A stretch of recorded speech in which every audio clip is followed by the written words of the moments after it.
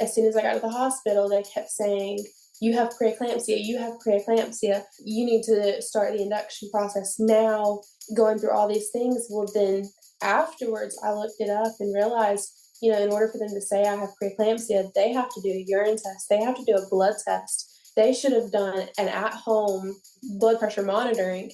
They didn't do any of that. I went back and looked at the insurance paperwork just a few months ago, and the insurance paperwork, what they said that I was induced for was morbid obesity. Hi, and welcome to another episode of Surrendered Birth Stories. Birth stories, birth education, and the pursuit of surrendering it all to God.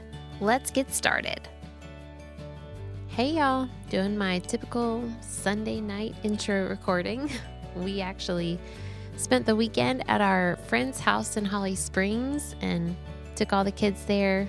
They're really, really close friends, so we call them, their aunt, uncle, and cousins, and the kids got to play with their cousins, and the adults got to hang out with each other after kids were in bed, which we thought would have been great all this time, uninterrupted from kids to hang out. But it turned into a lot of interruptions because between our baby and our 3-year-old, they just kind of, I think, knew they were in a weird place and just kept waking up. But it was still fun. We still got to play a game and hang out, eat some snacks, and talk late into the night. And, we definitely did not get enough sleep, but that's usually the case when we're there. It's always a sleepless time, but always a good time, which is well worth it, in my opinion, to have family sleepovers with your friends. Because when you have kids that are all small, sometimes family sleepovers are the only way that you can chit-chat, hang out without your kids around is after they go to bed. This week's review of the week comes from Jen Carr 21. She says, 5 out of 5. One of my favorite podcasts to listen to every week. I typically have it playing while cleaning the house. Although I am not a mom yet, the birth stories and hearing couples discuss their decisions about starting to have children and choosing care providers are incredibly helpful. It makes me so much more hopeful for when we do have children. I love the education and empowerment for women that they can have a beautiful natural birth experience and don't have to just follow the hospital or traditional route that some doctors might suggest. Kayla's personal stories, along with the emphasis on our relationship with God and surrendering to Him not only in birth, but throughout all areas of life, are truly inspiring. Thank you, Kayla and Chris, for all the effort, time, and prayers you put into this podcast. It really is incredible. Well, thank you, Jen Carr 21. We do put a lot of time and effort into this podcast, and it means so much to us that it means so much to you. I hope you guys will leave a review just like Jen did. When you guys leave reviews, it really helps get this show in front of more people, and that means more moms and dads being educated about birth and more moms and dads being lifted in their faith and the love of Jesus. Something exciting I wanted to get on y'all's radar is the fact that our 1-year anniversary of this podcast is coming up in just 3 weeks. Somehow it has already been a whole year of the Surrendered Birth Stories podcast, which is like crazy to believe because sometimes it feels like yesterday that we were just talking about doing this podcast in the first place. And other times it feels like we've been doing it much longer because it is a lot of work, but it is, I think, so incredibly worth it. And I hope you think so too. So I wanted to tell you to be on the lookout. Not only is our 1-year episode going to be in 3 weeks, but on Instagram over on Surrendered Birth Stories, we are going to be doing a giveaway for our 1-year anniversary. It'll be a fun one. I'm not telling yet, but I'll announce it next week. But we are going to be doing a giveaway for our 1-year anniversary. And we've never done a giveaway before. So just be on the lookout for that. I'm excited. Just really looking forward to this huge, huge milestone in the life of this podcast. Now, let's jump into this week's episode. A last-minute 66-hour induction at 37 weeks is not exactly what John and Jeni had planned for their daughter's birth, but their naivety of being young first-time parents got the better of them. From the moment they got home from their nearly week-long stay at the hospital, Jeni was already planning the redemptive birth she knew God had for her, but this time with open hands for His will to be done and not hers. Hear how their son's birth was a complete 180 from their daughter's, and why choosing to have him at home was what they feel like God intended for them all along. Welcome to another episode of Surrendered Birth Stories. I am your host, Kayla Heater, and today I have a husband and wife duo with me, which I'm excited about because we've done a few episodes like that, and I've gotten really good feedback about it. So anytime the husband is able to join, I'm like, yes, please join. I would love to hear your perspective. So I'm going to have you guys go ahead and introduce yourselves. Tell us your names, who you are, a little bit about you and your family and your life. We're John and Jeni Davis, and the Lord brought us together almost 5 years ago is when we met. And then we got married October of 2021. And very shortly after, we found out that we were pregnant with our first. Being newlyweds and not really knowing how to navigate life. I had just graduated college. I had no idea what I was doing with myself. And here I am about to be a mother. And when we first found out that we were pregnant, obviously we were ecstatic. I really wanted a baby, and we didn't really care if it was a boy or a girl. We were just so excited to have this blessing. The whole time, having a honeymoon baby, people are like, not necessarily judgmental, but they're like, are you sure you know what you're doing? And our verse for when we announced her birth, we said that she was our arrow, as arrows are in the hands of a mighty man. Of a mighty man. That's why I have you here. Psalm 27. Yeah. And so we wanted to make sure that people knew that this was our blessing from the Lord. I was due the middle of July, which I do not recommend. If you can plan a pregnancy, do not ever be due in the summer. That was miserable. But I was due in July, and I had already had a gynecologist from, right before we were getting married. I wanted to make sure that whenever we did have a baby, because I knew, more than likely it would be shortly after we got married, I wanted to already have that relationship with a doctor.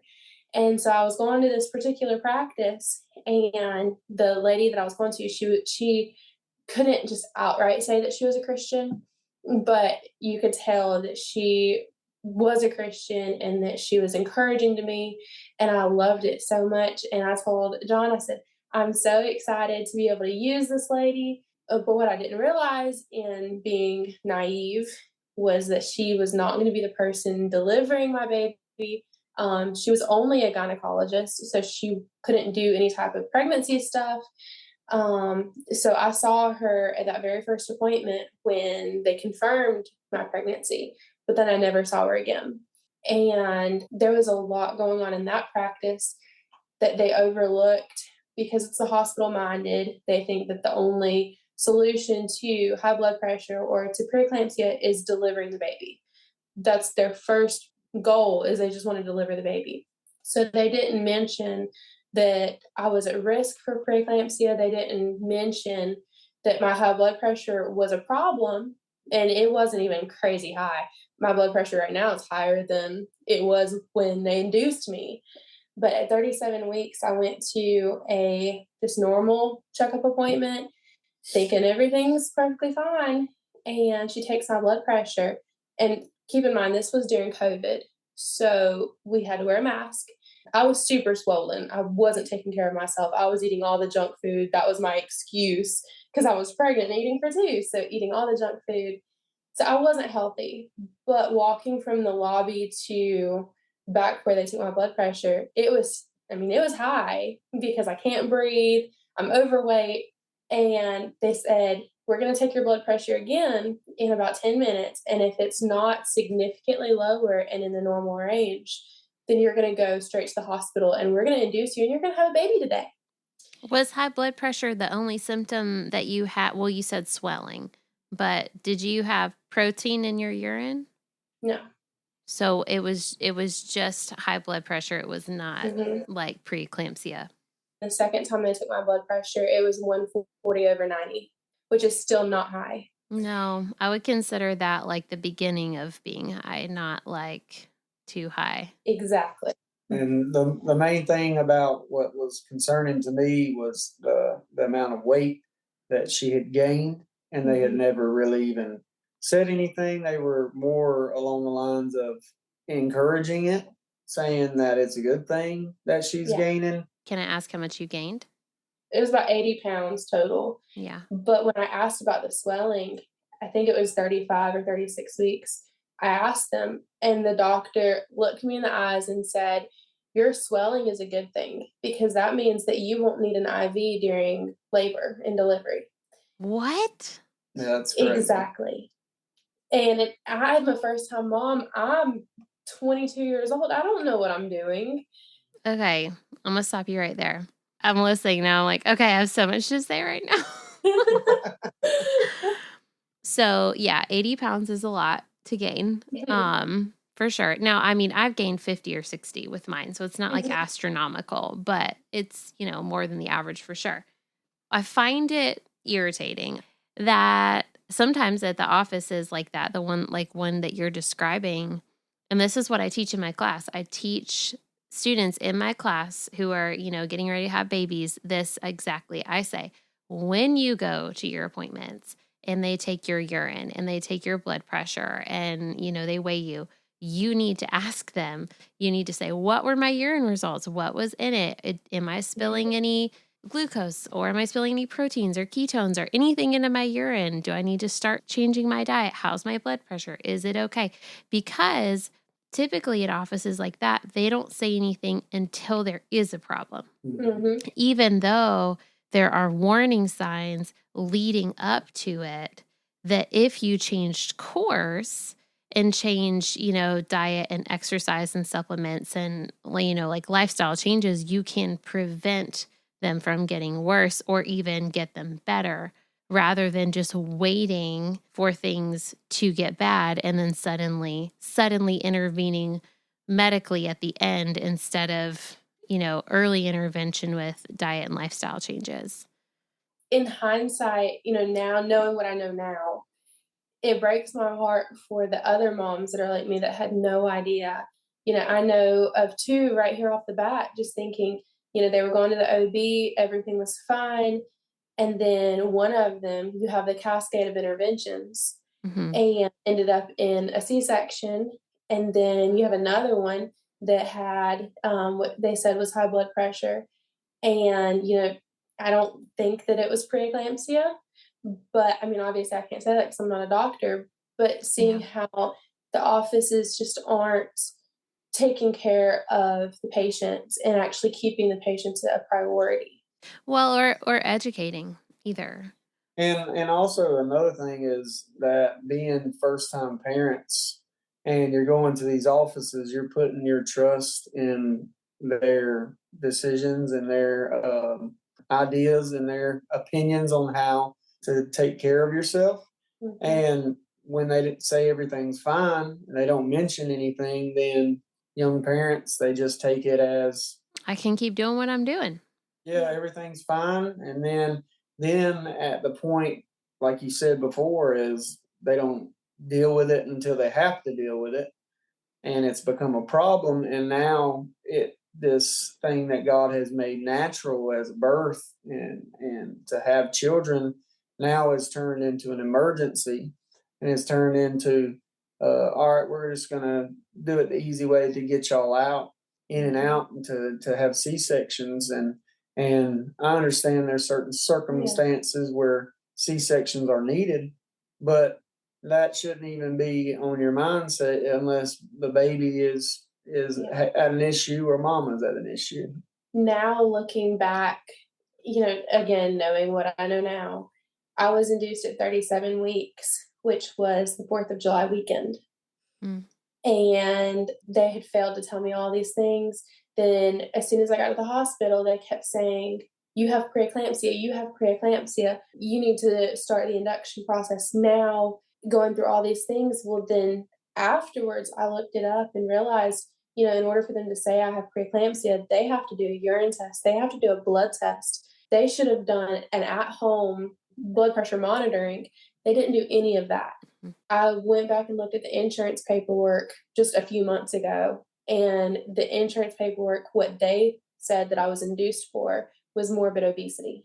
Nothing about preeclampsia, nothing.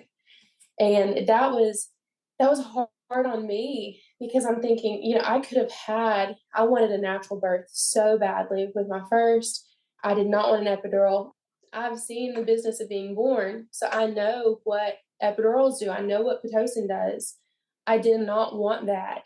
And so I made them go through this entire big process.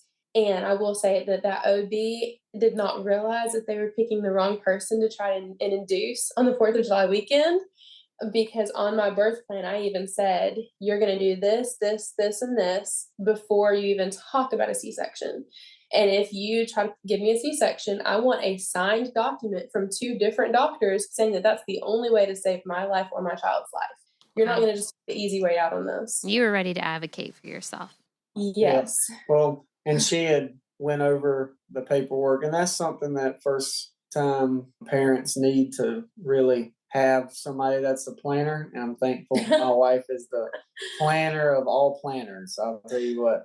And she has everything laid out. She had it stuck to the refrigerator for months and months. There's probably one over there right now that we haven't taken down from our son. But she had it laid out, and she explained to me, because in that state, I'm her advocate. Mm-hmm. I know what she wants. And that's something that first-time parents need to do if they're going that route, to have those stand-up guards. That way they don't get taken out so quickly and so easily. And it's sad to say that the healthcare system failed us in this on our first child, so to speak, because it could have all been prevented. I watched my wife, walk around in utter discomfort for a month. Her feet swollen, she's barely moving around. It's obviously 95 degrees outside too. Mm-hmm. And I don't remember pregnant. our baby shower. The baby shower that we had for our firstborn, I don't remember it because I was so swollen. I was so miserable. I have pictures that I could not tell you anything about it other than the pictures I've seen. I just want to ask a couple clarifying questions. So you were young parents, honeymoon baby, but you wanted children, and children are a blessing. This is great. Mm-hmm. But going into pregnancy with the OBGYN, because that's who, you already see in the gynecologist there, because I'm interested into what made you want to have a natural birth in the first place. Like, what led you to that decision of wanting like an unmedicated birth?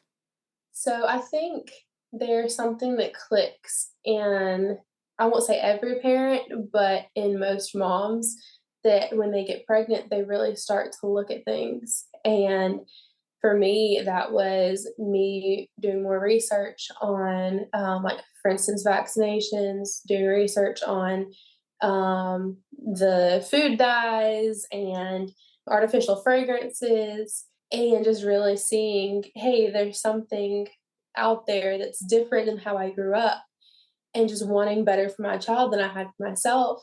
And then when I started down that rabbit hole, it just kind of grew and grew and grew. And when I heard about the business of being born and I watched it, it was so eye-opening that, especially in America, they just want their money. They want to build insurance for as much as they can.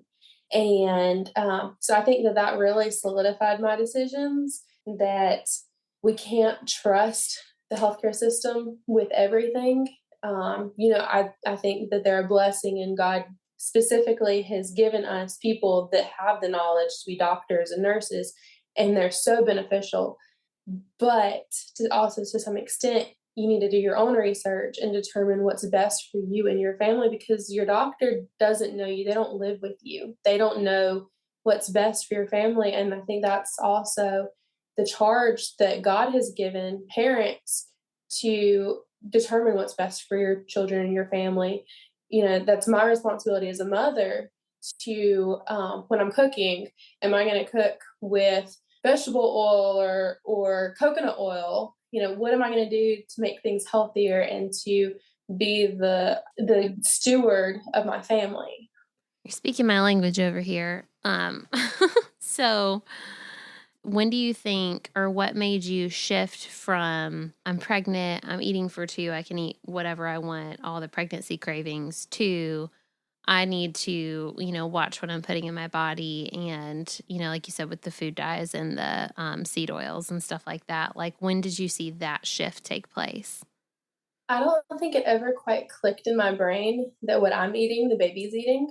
So, I was eating whatever I wanted up until delivery.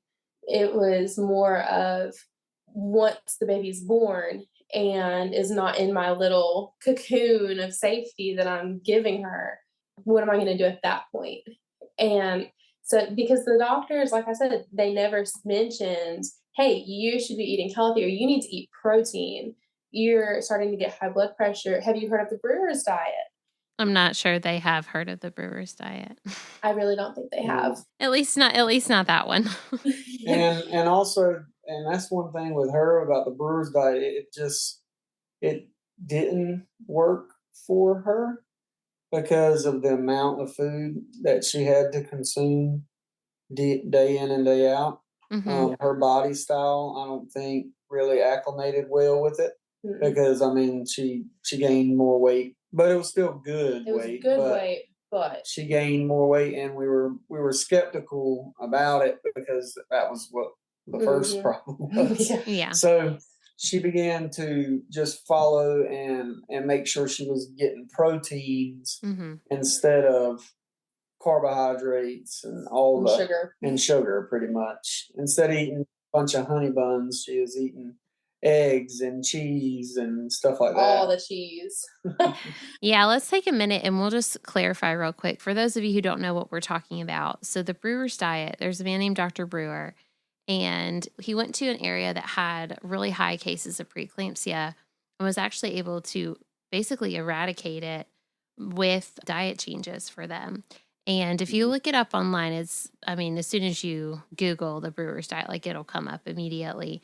And it's basically just this dietary guideline to follow while you're pregnant that will, in essence, prevent preeclampsia for, I would say, 99% of people, that focuses on protein, lots and lots and lots of protein, actually a lot of dairy as well, and lots of, good fruits and vegetables and stuff, not so many grains, not so many carbs. Like, you can still have them, but just, not to the extent. And, lots of good eggs and steak. And we do want the red meat and, that kind of stuff. And salting to taste, because a lot of people will say, oh, you need to eliminate salt from your diet if you're swelling. But actually, it's just the type of salt that you are consuming. You want to be consuming, that real salt with the minerals in it, instead of like the processed table salt that's just like sodium and water retention. Anyway, so you guys can look that up. But I will say, yes, it is. If you look at the guidelines, he's like, oh, this much dairy a day and this many eggs a day and this much protein a day. It is a lot of food. Yeah. And so it'll make anyone gain weight, like, if you eat that much food. But I think, maybe less than like eating the exact amount of food it's telling you to, is more so making sure that like the foods that you are choosing to eat are, kind of within those guidelines, like focusing on the proteins and focusing on like the healthy, clean, whole foods rather than like the processed junk, and making sure that, you're truly nourishing your body and therefore your baby with nutrients and not, like you said, sugar and oils and white flour and stuff like that.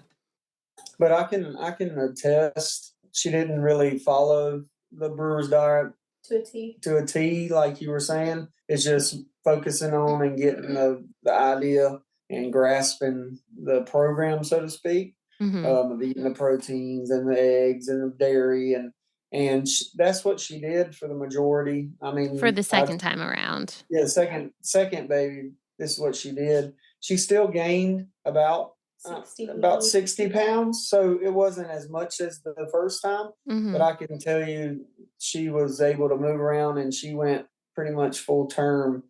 And you probably felt better too. Yeah. Oh, yes. And she wasn't always flush. Her feet, she could actually wear her sandals. We didn't have to buy her a new pair of sandals every couple weeks or whatever. And she was actually able to walk around, enjoy the pregnancy, and it also put me at ease because I know Mama's fine. And so now I can kind of sit back and not have too many thoughts or worries about the next pregnancy. Because that was a stipulation after having Jubilee in the hospital and it just having such a traumatic birth for her. Now, I ended up having to have Pitocin because I wasn't progressing after 3 days. I was in labor for 66 hours. After not progressing, I had to have Pitocin. Well, because that pain was so unbearable, I ended up asking for pain medication, and that knocked me out because they added something else with it. I was going to say, usually they end up doing the anti-nausea meds with the pain medication because they make you so nauseous, and then those make y'all sleepy, and it was the Spadol and the Finnegan that they put together. Oh, yeah, that'll knock you right out. Yeah.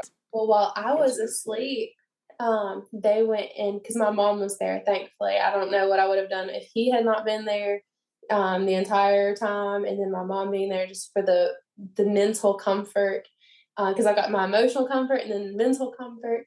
And while I was asleep, the doctors came in and asked John and my mom if they could up the amount of Pitocin above the max that they were allowed to give.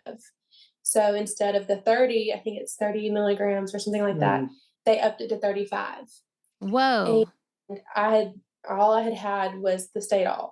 So that was the worst pain I have ever felt in my life. I could not handle it. And that's where I asked for the epidural. And this is another, just a God thing. While I was in the middle of a contraction, they were sticking the epidural in my back. And I was writhing in pain. The entire time I was just bawling my eyes out in so much pain because I would wake up in the middle of a contraction and then get knocked right back out. And then I'd ask for the epidural. And the whole time I'm sitting there, and John and my mom both are watching the screen showing that I'm having contraction, but I'm sitting there praying, reciting verses of scripture to myself, trying to sing. I was singing Count Your Many Blessings, which I can't even hear that song now without thinking of a contraction. A hymnal that goes, count your blessings, name them one by one. Count your blessings, name them one by one. And she was just singing that. And now every time we're at church and they sing that song, we both look at each other like, that's a contraction. That's a contraction moment. But I was in so much pain. And it was like God just put a blanket of comfort and peace all over me, because that was the one and only time that I did not feel a contraction, was when, even though it was, from what they said on the screen, was the biggest one I'd had yet, I could not feel it because I knew I could not move with the epidural being placed to my back. And it was like the Lord just held me still and took the pain away for that contraction. And then she was born the next morning. We were in the hospital again for 2 more days after that before they would let us go home. And I remember telling John almost as soon as we got home, I said, I want to have another kid. And this time is going to heal the trauma that we had been through. After she was born, I felt so disconnected to her that she didn't feel like my child. I didn't have that, people say when your baby's first born, you have that instant love. And I didn't have that with her. It was like that broken connection. And it took about 3 months before she really started becoming my child. And now we're inseparable. But my girl. No, that's my girl. And but it's just amazing what the difference is in the hospital versus having a natural home birth. And when we were in the hospital, we got home, I told him, I was like, I want another kid. And this time I want to have a child the way that God intended. I'm going to be healthy. I'm going to find a midwife that will do it. This time is going to be different. And basically, as soon as she was born, I started preparing for kid number 2. Wow. I love that. And I love you too. This is great. I love this. So let me ask you, because we talked all about diet and everything and Brewer's diet and changing the way you're eating, do you know about the book Real Food for Pregnancy? I don't think so, no. Well, I don't know if you plan on having any other kids, but give that one a read. A little bit. Oh yeah. 2 littles back to back is a lot. I understand completely. But Real Food for Pregnancy, it's a great book that talks all about what you should actually be eating during pregnancy, and my midwife says, and really just in life in general. Mm-hmm. But it definitely goes into a lot of pregnancy specific things. But she talks about Dr. Brewer a lot, and Weston A. Price, does that name ring a bell? Yeah. So for anyone else out there who's trying to prepare in a much healthier way, that is a fantastic book. Yes. Okay. So tell us about, you had this super, super long induction. And I always try and tell people that when they sign up for an induction, I'm like, you could literally be there for days. So just mentally prepare for that battle. And monetarily prepared too. Oh, right. We're still paying off. Before we jump into that birth story, though, before we jump into that second pregnancy, I want to know how all of that affected everything that happened with the first, with the induction, all of that. How did that affect breastfeeding and postpartum, or did it? Postpartum was terrible. I talked a little bit about having that disconnect with her for the first 3 months, like not having that instant bonding connection. Which can be from epidurals too. Yeah. Yeah. Now I know that too. Yeah. But the postpartum depression was terrible. And I know John will probably be able to attest to that a little bit better than me because he had to deal with it. We'll get you your happy pills. I'll do a little insert here. Pulsatilla homeopathy is amazing for postpartum depression.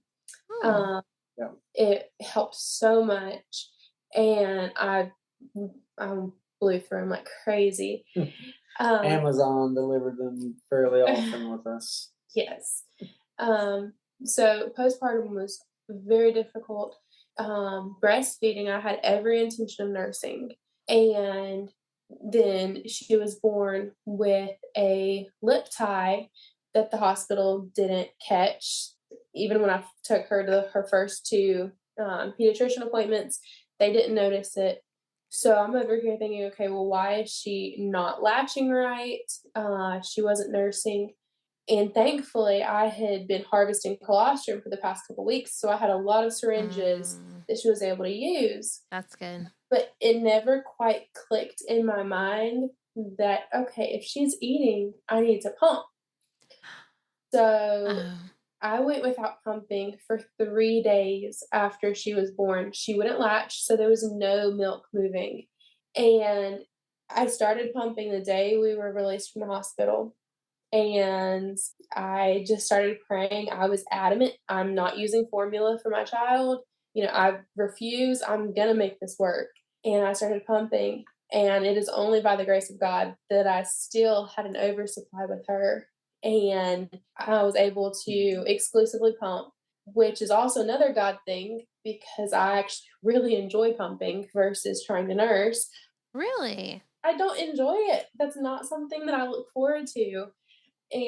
But pumping, so convenient, wonderful. And I can feed him or her at any time. Yes. Oh, wow. I haven't usually heard that. Well, I guess I've heard that aspect of it of like someone else is able to feed, which is, good. But I've never heard a woman say that they enjoy pumping.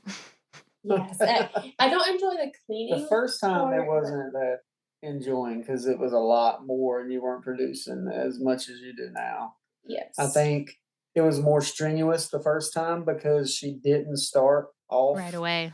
like even before preparing, like, and even the doctors were like, man, you're way more prepared than most people ever could. And I mean, the first time that we noticed that we had already went through all the colostrum that we brought with us, that they gave her a pump in the hospital and she pumped like, They told me to pump for 15 minutes.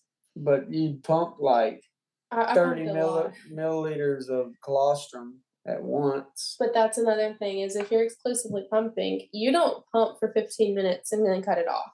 You pump until you're empty. And you have a lactation consultant coming in telling us don't use a pacifier, only pump for 15 minutes, all these things, which now I know if you're exclusively nursing, that's different. And then, yes, you're correct. But if you're pumping, that's not the case. You should be pumping every 3 to 4 hours around the clock. Now, at first, every 2 to 3 hours around the clock, but that's always a little bit too much for me. And you pump until you're empty, whether that's 15 minutes or an hour and 15 minutes. So it really did affect our immediate postpartum season so much differently than our home birth did. But I mean, we got home and I told you I was starting to plan everything and getting everything prepared for the second birth. I started researching different midwives. And at that point, I was praying, okay, Lord, which one do you want us to have? A big thing for me was I did not feel comfortable with the nurses and doctors coming in and telling me that they have the best interest for my child at heart, knowing that they are for abortion and they could have just murdered a baby 10 minutes before walking into my room. And you can't tell me that. You cannot tell me that you have the best interest of my child at heart when you agree with that and you stand for that. And that was a big thing for me. I wanted a Christian midwife that had the standards of, I really do have your child's best interest at heart, not because this is your child, but because this is a blessing from the Lord. This is the child that God's given you. And this is my duty as a woman, as a child of God, to help you deliver this baby naturally in the way that God intended. And I was praying so specifically for this. And when I was researching midwives, there was one midwife that kept popping up, and I saw her name, I looked her up, and I just kept getting drawn to her. And then I mentioned it to one of my friends who had recently had a home birth just a few months before, and then come to find out that's who she used. Then after talking to the midwife, she said that this was her ministry, is going out and being a midwife. She wants to deliver babies not because she wants to make money off of it or because this or that, but because this is what she feels like she's called to do by the Lord. And as soon as she told me that, I said, all right, well, I'm going to go ahead and sign myself up. You'll be the first person that knows I'm pregnant even before my husband, because I am going to make sure that you do not get booked up. That's crazy. Wait, so how many months, how old was your daughter whenever you had this meeting with this midwife and you weren't pregnant yet? Yeah, when was that? I think she was about 5 or 6 months old. Okay. I had 3 stipulations. As soon as we got home from the hospital and I wanted to have another kid, I had 3 stipulations. I was done pumping. She was a year old. And I was back to my pre-baby weight so that I could have a fresh start. And I was close enough to my pre-baby weight. I was like 5 pounds in that range. Who's counting? Well, that's a lot of weight to lose too. So. Oh yeah. Yes. And because I'd had an oversupply, I was able to quit pumping at 9 months and still have enough to last her until she was 13 months when I ran out of frozen milk. And then we were able to switch to raw milk, which she did fantastic with. And then my third stipulation was she had to be a year old, and she was close enough to a year. We found out that we were pregnant the week before her birthday. Aww. So it was close enough. Yeah. But the whole time I'm telling John, I said, her birthday's coming up. I'm wanting to have a kid pretty soon.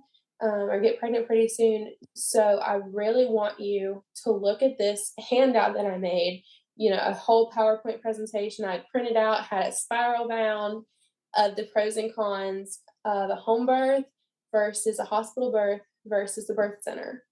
And I was really drawn to a birth center, but there's not one around us. The closest one's about 2 hours away that I could find. Where do y'all live? Effland. Chapel Hill, Durham, North Carolina. Oh, okay. Yeah. Right. Because the Chapel Hill Birth Center had closed. Yeah. Mm-hmm. Okay. And I'm like, okay, well, we can't drive 2 hours with me in labor. So for me, I did not want another hospital birth. I had so many reasons for it, but I did not want another hospital birth. So I made this big pamphlet because he is a visual, he has to see the facts in front of him type person. Yep. And I had been asking him about a home birth, but he kept saying, no, no, no. So I asked him to tell me exactly what his fears were and what his concerns were. And I actually talked to a labor and delivery nurse to see her perspective of things. I had that included in the spiral bound book and everything. And I handed it to him. And as soon as I handed it to him, he started getting overwhelmed. Like, this is too much information. I can't retain all of this right now. Mm-hmm. But I handed it to him and I said, you can read this at your own pace. I just need an answer by this date.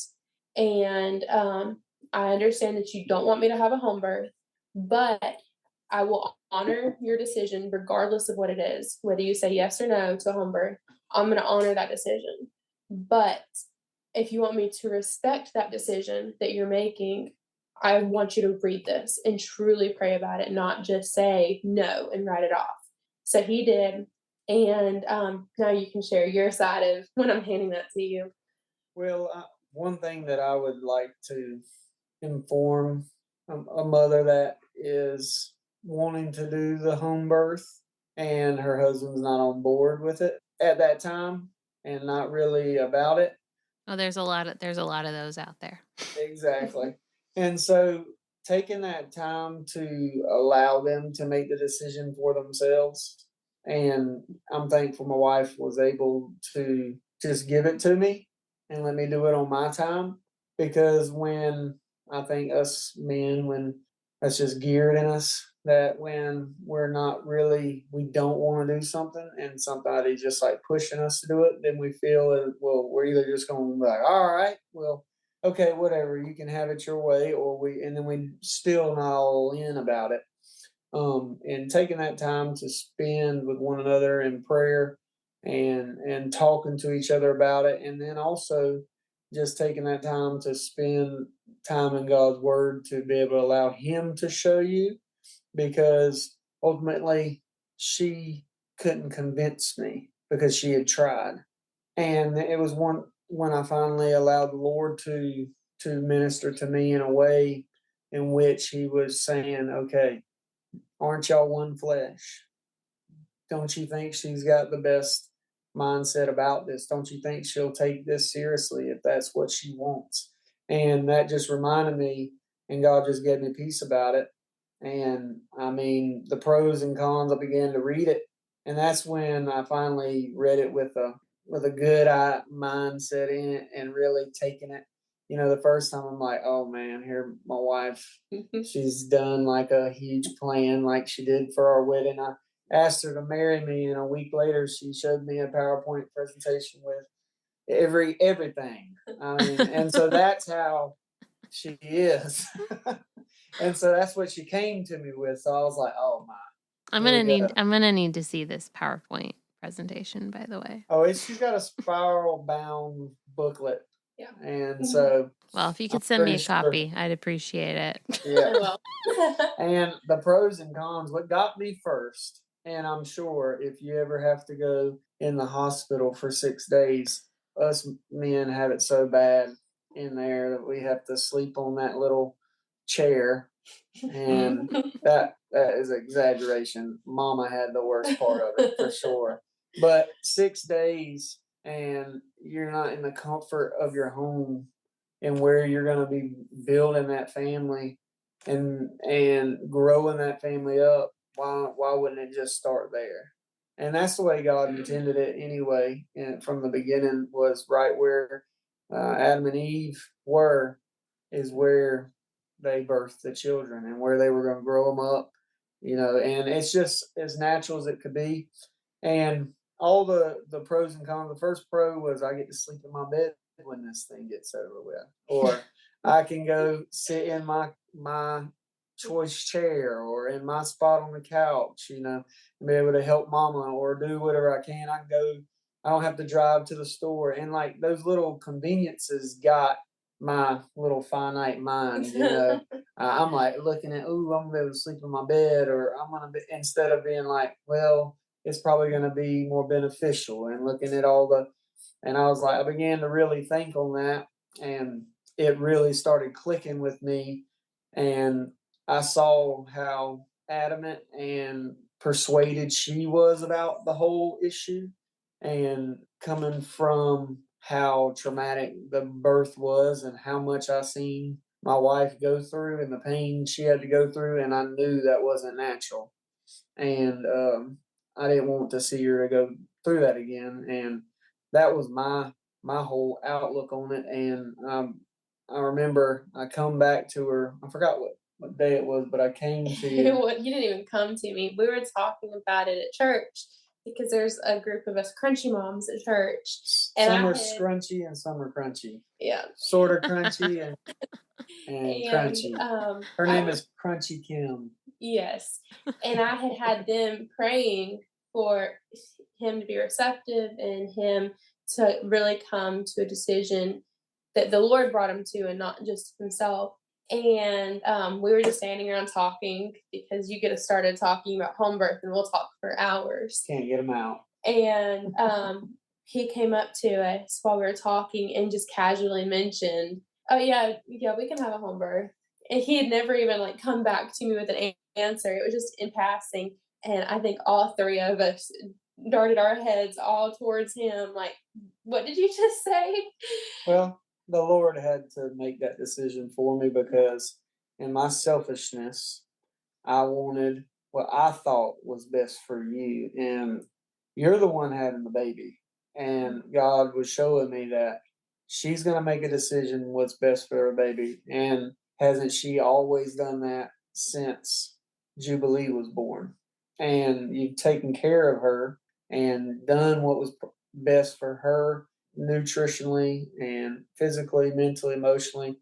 And so I couldn't refute the fact that you wouldn't think that way for the birth. And so it was a little extreme at first. I was like, I was still at the teeter-totter. Like, I said yes, but I'm still kind of iffy about this thing. But as it progressed throughout the pregnancy and the closer it got in the relationship, I could see the midwife beginning to build with my wife and then with me and with Jubilee, and having an opportunity to see this is the person that when it comes is going to be the one and not just a random person. Right. And it settled my heart a lot more, and it gave me comfort knowing as it went along the ease of the strain of my mind began to lessen and lessen as the time went on. And throughout the whole pregnancy, there was so much prayer in that. From before I even got pregnant, I put a little onesie that I found at a thrift store up beside the door, so I would see it multiple times a day, and it said 100% natural baby. And everybody that came over to the house would see the onesie and be like, oh, are you pregnant? Like, no, that's just my prayer object, that whenever I do get pregnant, that this baby is going to be 100% natural. And, just this big prayer request. And then I wanted a little boy because we just had a little girl. And I wanted a boy. So I found this little wooden car, and I put it up next to a sign that says, I remember the days that I prayed for what I have now. And that was my little prayer object for a boy. And, the whole pregnancy was just engulfed in so much prayer that I would stay healthy, that I would keep my blood pressure down, and I was taking so many supplements to keep my Uh, blood pressure down. I mean, I was taking like 20 plus pills a day of different things just to try to keep my blood pressure down and to keep the swelling down. And the Lord just answered prayer after prayer after prayer. First getting pregnant, first try, then having a boy that we were praying for. And then once it got closer to the birth, I had my little affirmations posted on the wall that so I would see them, and it was things like, "The Lord will strengthen you with every breath," and that was so true. Even though I didn't have time to even enjoy the affirmations, it was so fast. but there were just so many things that you just could see God's hand intertwining everything and molding everything to be exactly what we were praying for, but then also more than that. Um, so I was praying not necessarily for a fast birth, but I didn't want it to be 66 hours long. Right. And we Yeah. also had a 20-month-old, or she would be 20 months old, and she freaks out anytime anybody's touching me or getting near me. She is so protective over me. And I'm thinking, okay, this child is either going to try to get in the birth pool with me, or she's going to be screaming her eyes out because people are touching me and all over me. So that was another big prayer of mine, was that she would be calm or be asleep during the whole thing. And I was so worried about that. But come Wednesday, I was 39 weeks, and I was so done with being pregnant. I was miserable. I couldn't sleep at night. I was sleeping for maybe an hour and a half, 2 hours a night, just because I was so uncomfortable. I couldn't sleep. The prodromal labor had started the middle of February, and then early labor started the end of February. And I was so just worn out mentally, physically. Every time I would start to call the midwife and be like, okay, it's real. Come on. As soon as I would pull my phone out, the contractions stopped. Mm. It's because she didn't know what it was supposed to feel like, because Right, because you have Pitocin contractions before. and she never really went in with her water broke or Yeah. any reason. She just went in, and they just, all right, we're gonna start this thing artificially, and so she didn't know, and so it was like a whole new pregnancy all over, like we're first time parents again.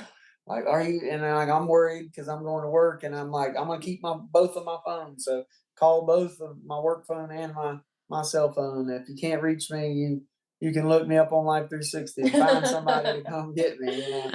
And so I could tell how she was going through this time. It was more false alarms, so to speak, and she didn't really know how it was going, because obviously she didn't know how it is naturally. Yeah. And I can remember like it was yesterday, the pains that she was having, the contractions she was having naturally weren't even compared to what I saw when she was just 3 centimeters dilated on the Pitocin. It was bending, like the Pitocin would literally cringe her up where she'd hold her breath and be in agonizing pain that I've ever seen her in the whole time we've known each other. And the contraction she was having when she was 10 centimeters dilated, she just kind of bend over and be like, catch her breath, and she'd stand back up. And she wasn't even, and she didn't even know she was fully I didn't know I was in labor. Okay, so tell us a story then. So how did it start? And you said it goes fast, so I'm interested to see what happened. Well, it's probably my fault that it went quite so fast, but I think it was perfect. So Wednesday night, I was 39 weeks.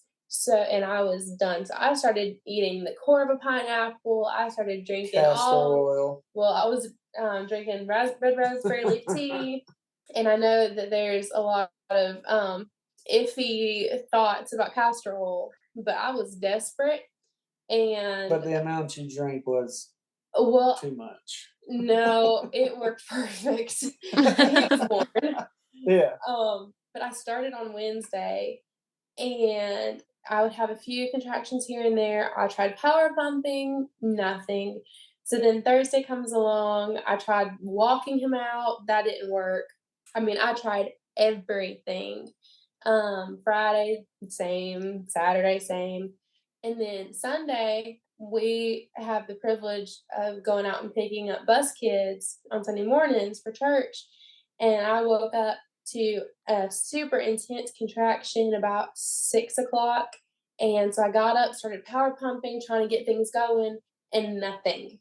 And I'm thinking, okay, every single time I get my phone out to call somebody, my mom had taken 2 days off of work so that she could be here with me, thinking that he'd be born. And it just kept false alarm, false alarm. And like Father of the Bride too. Have you ever seen that? Yeah. and so I was just so done. But I knew we needed to go pick up the bus kids, but I didn't want to have a contraction in the middle of it and look like I'm having an exorcism. And so I was like, well, you go ahead and you go pick up the kids, call pastor, and y'all can go get them. And I'll just go to church and I'll stay in the nursery so I can watch the service on the screen. That way I'm not a distraction to anybody. And the whole time I feel sorry for the security man that was back there watching the cameras in the nursery, because I'm over there doing the side squats and the deep lunges and everything, trying to get him out during church, and still nothing. So I'm like, okay, well, I want Mexican for church. We're going to go and I'm going to get me some fresh jalapenos. That's the only thing we haven't tried yet. So we go and get my fresh jalapenos and my half order of ACP. And I still don't have any contractions. My dad's sitting there across from us.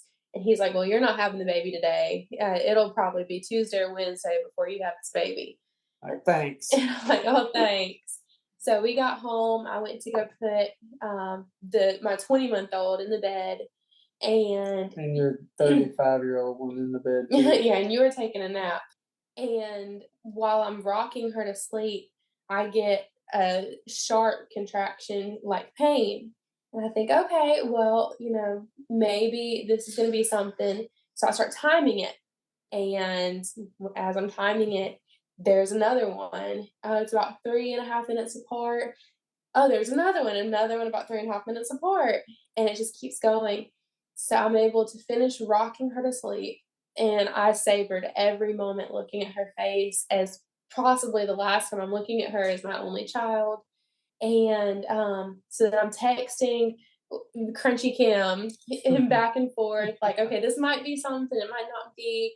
And I told her how often they were coming, and she said, girl, you need to wake John up because you don't want to give birth to his son while he's asleep on the couch. So I went and woke him up. I told him to go ahead and start filling the pool just in case. I had his help to call the midwife because I couldn't talk through the contractions and they were coming so close together. Her helper came. And she was like, well, I'm dropping my son off in Greensboro, so it's going to be a little bit before I can get there, but I'll send my apprentice to go down there. And I said, okay, I don't care. Thankfully, I had bonded already with her and her apprentice, so I was perfectly fine with her coming.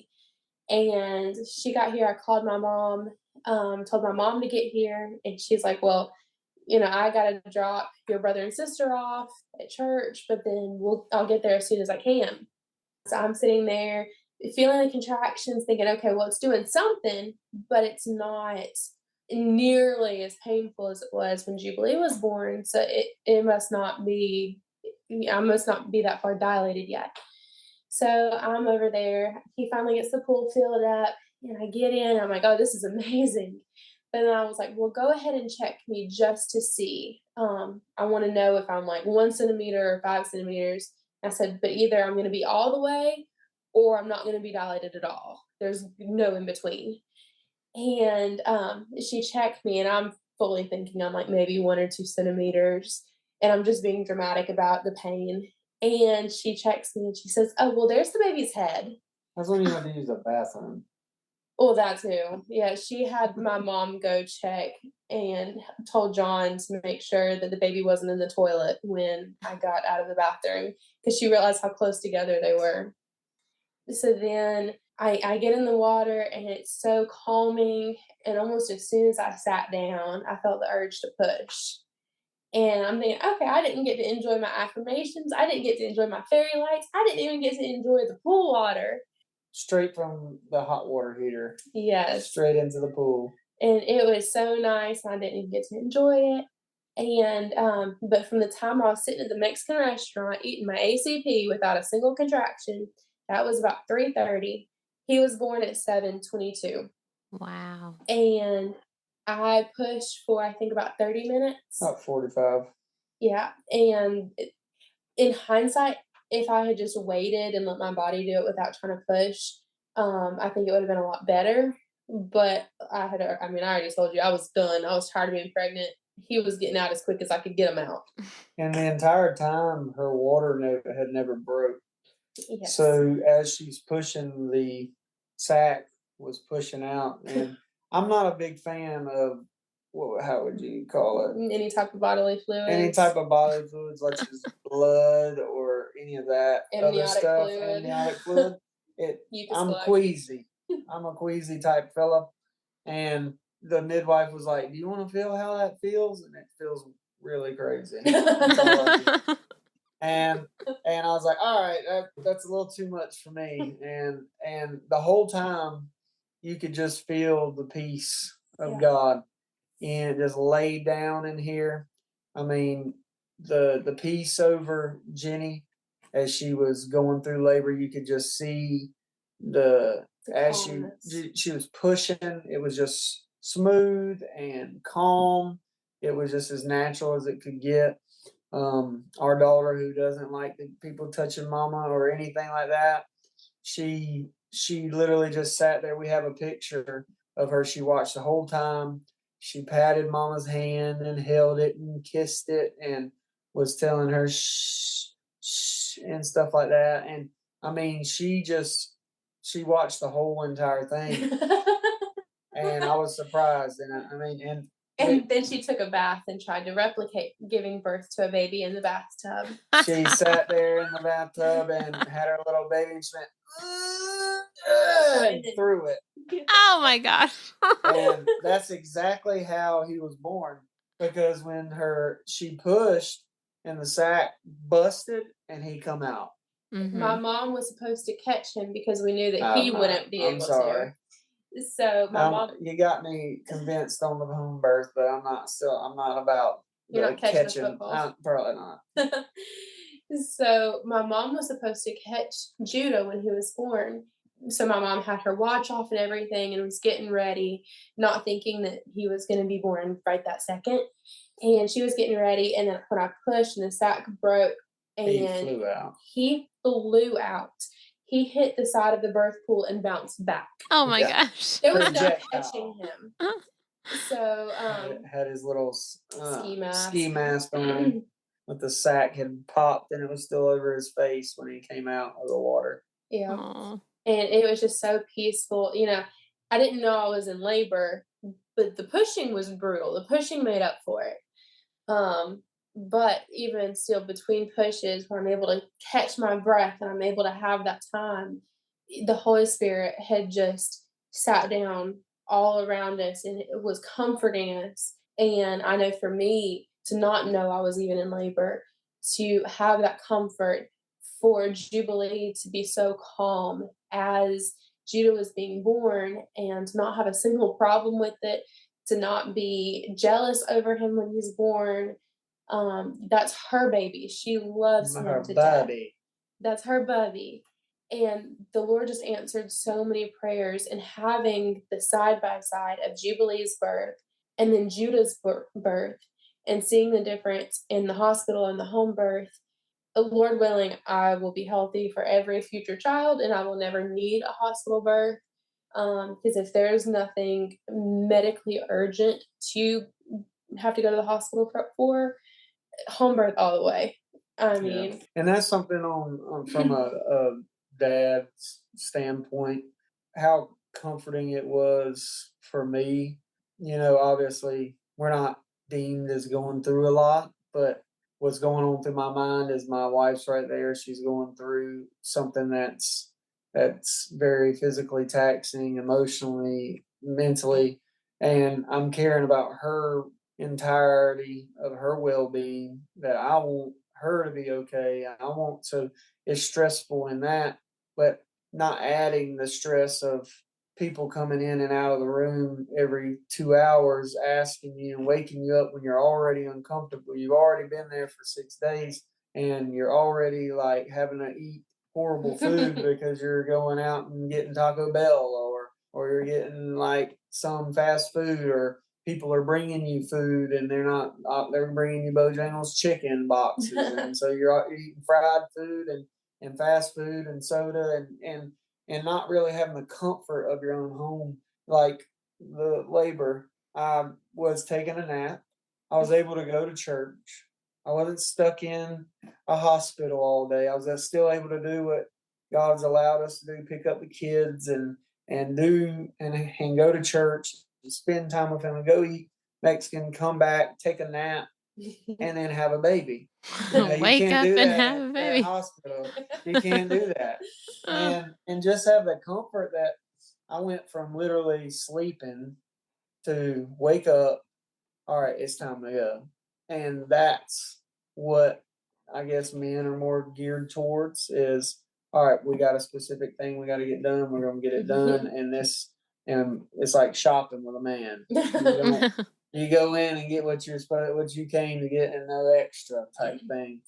And having that luxury and the comfort that I'm going to be able to sleep in my bed, and the comfort of the man being able to be at home, and just for the whole family to be at home is so much better. Mama gets to heal immediately. She went from the birth pool to our bed that she's used to sleeping in, that she's comfortable in, that she can recuperate, and she just went through a very strenuous process, and I can relax in the comfort of what I'm normal with, instead of being it's just like you go and sleep at a hotel. You're not going to sleep as good. You'll sleep, but you won't sleep as good as you do at home.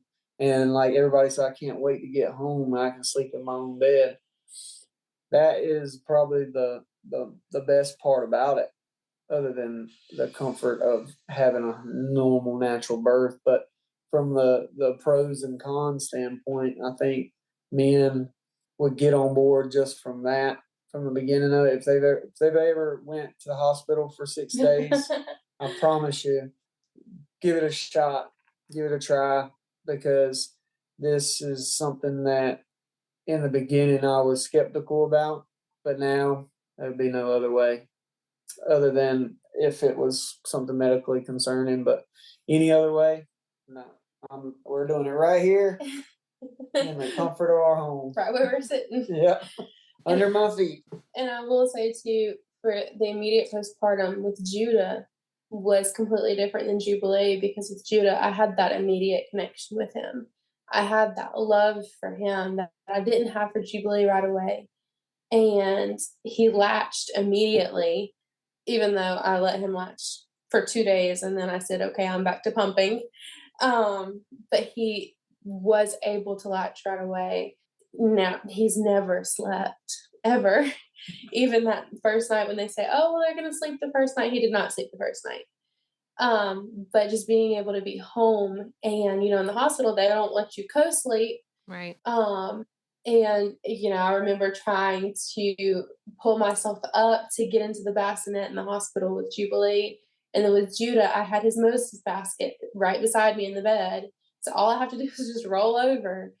And it was so much better recovery-wise with him. Now, I still had postpartum hormones, obviously. But with Judah, I had postpartum rage. And I didn't know what was wrong with me for the longest time. And then finally he said, you need to take some happy pills, or you need to figure out something, because this is not the woman that I married. And so here's my little insert advertisement, commercial, whatever you want to call it, for Pink Stork postpartum support, with the ashwagandha and a bunch of other supplements in it. It just works. Is this like a postpartum supplement? Yes, it's specifically for the postpartum hormones. And for me, that is the only thing. I tried different homeopathy remedies. I tried so many other things, but this is the only thing that actually helped and made me not want to wring John's neck or just scream my brains out every single day. And I mean, I took it the first time, and he noticed a difference within 20 minutes. So Wow. yes. I don't know if that was just a placebo that you're like, okay, I think something's working. But eventually, within the next 24 hours, you could tell the difference in her attitude, her whole vernacular, how she was talking to people, and also with our children. It just helped her all the way around. And those are things that people will have to really research those things and have the ability to know that obviously it's not normal, but it's normal to have postpartum. That's what's your body's going through pretty much when a woman's having a child. It's like they're almost dying and having a baby. To the extent you're pushing your body to the ultimate limit to have a child, and you think your body's just going to bounce back like that. It's not going to happen, and it's better to ask for help than to think that there is no help, because there is different things that you can do naturally with the homeopathy and different supplements and whatnot. But just being educated on those areas, I'm glad she's educated in that, because I'm like, she gives me these concoctions of different things, and I'm like, what in the world are all these little sugar pills? You could be killing me. Yeah, she just, I don't know what she's giving to me when I'm eating them. And so just being educated in those areas, and I mean, it was tremendously better once she began to take the supplements, because it's real and it happens. But catching it and recognizing it, and not being scared to tell your spouse or your baby's mother that you're not acting right, and not be rude about it, but be upfront and open and get it taken care of. That way you and your spouse can work together through that time frame. Yeah. And one can be the rock for the other, because she holds me up all the time and keeps me going. So it's the least I can do to help her as well, because that's the way God intended it, was the man and woman to work together as one to achieve one goal, and that's the family. And that's key. Family's first, but mama's first before the babies. She's always number one in the house. She's number one. Yeah. No, that's right, though, that husbands can't be afraid to talk to their wife about behavioral differences they notice in them, because that's very important. They're the ones who are going to notice. The husbands are the ones who are going to see how she's acting and how she's feeling, like every moment of the day. And it's important to address that and to help her if you feel like something is off, for sure. Because a lot of times she can't see it in herself. And not to come combatively or down degrading or something of that nature, not using it in a negative sense, but coming to her like really caring about it. Be like, hey, it's starting to affect me. We need to get this thing taken care of before it gets out of hand. Be proactive instead of reactive, to catch it first instead of have to clean up the mess and then try to take care of it. Right. Well, I've heard y'all, say a lot of different things throughout our time together, but I'm curious, a couple more things.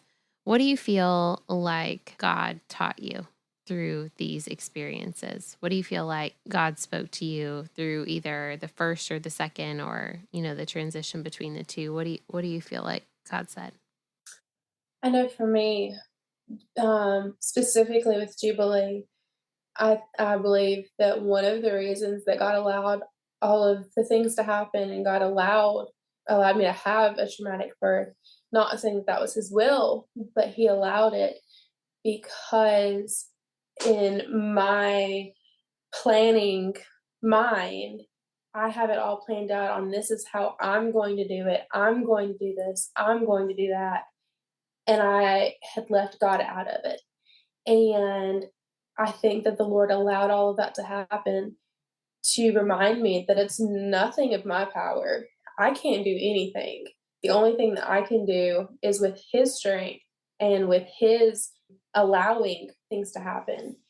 And with Jubilee, once I realized that that was my mindset on I was trying to control it all, then with Judah, I kind of gave up that control. And I told the Lord in my many prayers, I have these plans, but it's your will, not mine.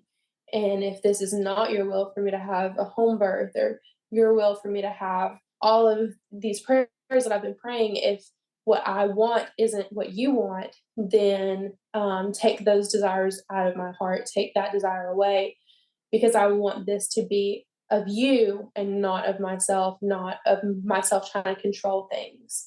And so I'm very, very thankful for how God had taught me through Jubilee's birth that, I can't control anything, and I can't plan everything. It's God's will that will be done, not mine. Mm-hmm. With me, it was more along the lines of, with the first pregnancy, God began to, it wasn't through the pregnancy, because I was just praying, God, help me to be a good father, give me wisdom in it. And God just kept continually showing me His attributes and how He's a heavenly Father, how He provides for His children, how He cares for His children, how He protects them, and the different attributes of God, being faithful to the things, and looking at how He's a heavenly Father, at how He would give, like an earthly father would give good gifts unto his children, how much more will your heavenly Father give the gifts unto you? I was able to glean from that and be able to take those attributes and begin to apply them in my everyday life. And once Jubilee was born, God used her so much just to enlighten me in so many different areas of how dependent I am upon Him. So many times when she would cry and I'd give her what she needed, and I'd be sitting there and just reflecting on it and meditating on how much I cry out to God, and He comes and picks me up and gives me what I need. And that was more of learning how to be a father and how to be dependent upon God at the same time, because ultimately He's the best example. Do I want to be a good father? Well, I need to mimic and be a mirror image of what God is. And I need to be as close to as He is, so I can be the father that God has designed me to be. And with the second birth, it was more along the lines of trusting Him. He had shown Himself faithful before, and it was more along the lines of I was overcoming my fear with faith and trusting God and His design, because in my mind I couldn't wrap my mind around everything. I couldn't explain it and not have it all out and just like that, not planning. But God reminded me that my ways are above your ways, my thoughts are above your thoughts, and He has a better way, and I just had to trust Him. And as I began to build that deeper trust in God and Christ, and God was like, "See, I told you so." He's just like, "Oh ye," that's our ongoing thing of "oh ye," like when God does something, and we'll say, "Oh ye of little faith," where the Bible says, "Oh ye of little faith," we'll say, "Oh ye," and be like, "See, oh ye," and that's what God just reminded me. "Oh ye of little faith, just trust me." And so there's so much, and I still just am relying upon that. And as I began to get closer to Judah being born, I began, I read Proverbs every day, and it mentions of my son, and then it gives a list of all these different things, and has really helped implicate different things that I want to teach my son. And it's just so much that God has really intertwined through each one of these births. And both of them were enlightening in different aspects, but I feel as if that was exactly what God wanted, because we didn't have any idea about a home birth first. Mm-hmm. And now that God was like, He showed us the better way and the natural way and the way that He intended it to be. And He just allowed us to experience both of them to see that God would make it so much better. Mm-hmm. You haven't tried home birth, he highly suggests trying home birth. I put my signature on it. Hey, I'm with you, man. I did too. I mean, I know some people physically can't for whatever reason, various reasons, but it's definitely more than 2% of people who can, that's for sure. Mm-hmm. Any last advice, any last thoughts, any last things you guys want to say to parents out there, or just something you wanted to share that you hadn't gotten to yet? Any last things before we wrap up? I think it's just clear from someone that has done their research, and this is not a flippant thought of what we went through. It is something that we have experienced firsthand, and we are all for doing it the natural way, doing it the way God intended. I love that. Well, I thank you guys so much. Thank you for being willing to be here and to share your stories and to share your heart and to share what the Lord has taught you through these experiences. I've thoroughly enjoyed listening and watching, because I can see you. Well, thank you so much for having us. I've been so excited about it, and just getting to share how the Lord used both births so differently, but in such an amazing way, and how God's so faithful to answer our prayers that we pray. Thanks again for joining us today. You can reach me at Surrendered Birth Services on Instagram, or email me at contact@surrenderedbirthservices.com. Be sure not to miss an episode by hitting subscribe. Also, we'd love for you to leave a review of the show so that more people like you can hear more stories like these.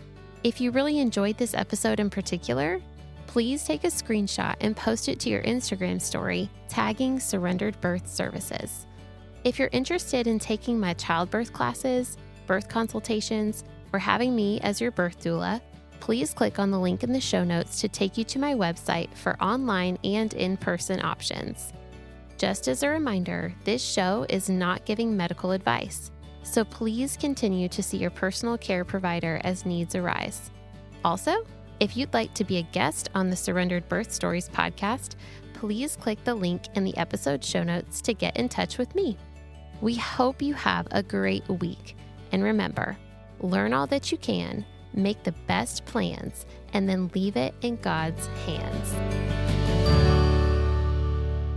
I've been so excited to be able to do this and be able to share how the Lord used both births so much. Hi, Judah. That's Jubilee. Oh, that's Jubilee. Oh, I always thought it was Judah. Yeah, that's baby girl's cry right there. I can hear it from a mile away. My baby girl is 10 and a half, and I can too. Yeah. It's the parents' ears. Yeah.